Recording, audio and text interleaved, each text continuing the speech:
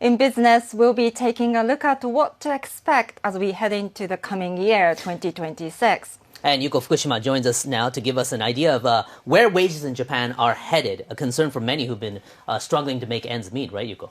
Yes, the government just announced on Friday that households spent an average of 3% less in October compared to the same month last year.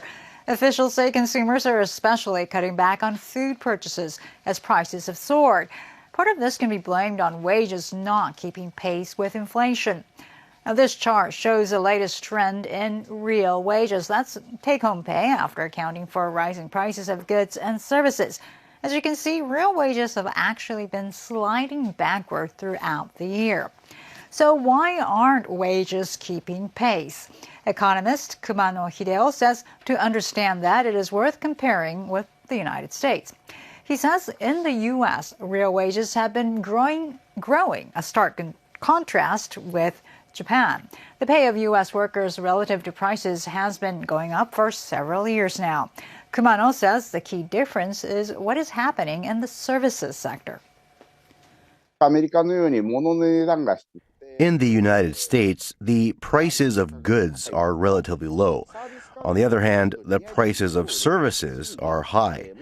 That means higher wages in the services sector, which is why real wages have been increasing. But in Japan, the situation is the opposite. Price for services have been rising slowly, while those of goods have been climbing fast. That causes real wages to lag behind. Kumano says the reason both service prices and wages in the U.S. are so high is because of the companies offering high value-added services. The creation of high value-added services is quite large relative to labor input. This is the key difference. Unfortunately, there is no tech industry in Japan anything like the one in the U.S., led by the so-called Magnificent Seven, including Amazon and Microsoft. Wages are driven up by firms with high productivity, but that's not the case in Japan. I should say it's totally the opposite. There are no industries to drive wages higher, and industries such as medicine, social services, and nursing offer pay that is very low. Kumano adds that even if medical firms in Japan want to offer high-quality services at higher prices, they cannot. That's because government sets the prices in many medical fields. Looking to next year, Kumano points to two challenges to getting paychecks growing at a healthy clip.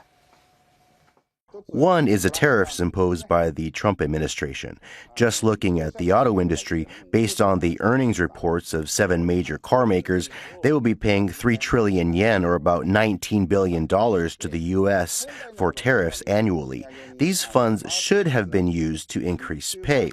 The other thing that could make it harder to raise pay is the political row between Japan and China. Tourists from mainland China and Hong Kong make up about 1/3 of inbound tourism demand. That's also about $19 billion. So income in the tourism industry could decline with an impact on wages.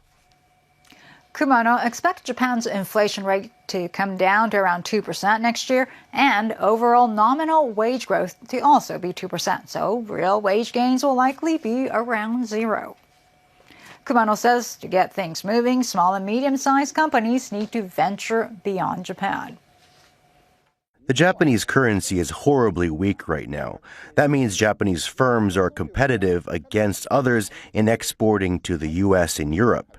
Increasing exports is ultimately a way to grow wages.